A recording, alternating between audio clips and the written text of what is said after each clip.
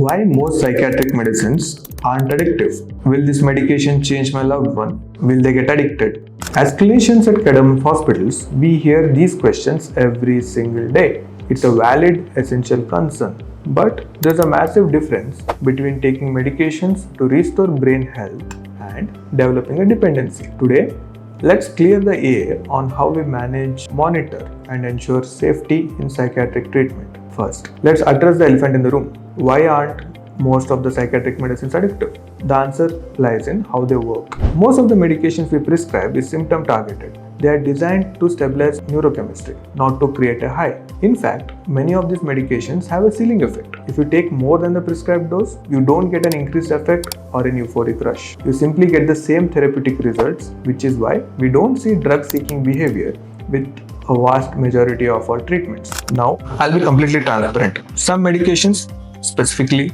those used for severe sleep issues or managing acute withdrawals, do carry a risk of dependence. But here is where the clinical process at Cadabams Hospitals takes over. We never just hand over a prescription and walk away. We operate on a model of active regulation. We use 3 specific guardrails. First one, limited duration. These specific medications are never intended for long-term, indefinite use. Frequent, structured follow-ups. We don't just see the patient, we see the progress. Second one, tapering. Our goal is always to reduce and eventually remove these medications as the patient stabilizes. We focus on tapering from day one. So how do we actually know it's working? It comes down to our team's observation protocols. Our nurses and doctors track 2 critical indicators: dosing patterns and behavioral trends. For example, if a patient previously needed 1 tablet to sleep but suddenly starts asking for more or shows an increased urgency to take the dose, our team flags that immediately. That isn't just a dosage change, it's a clinical marker. We track these shifts in real time to ensure the medicine is restoring control,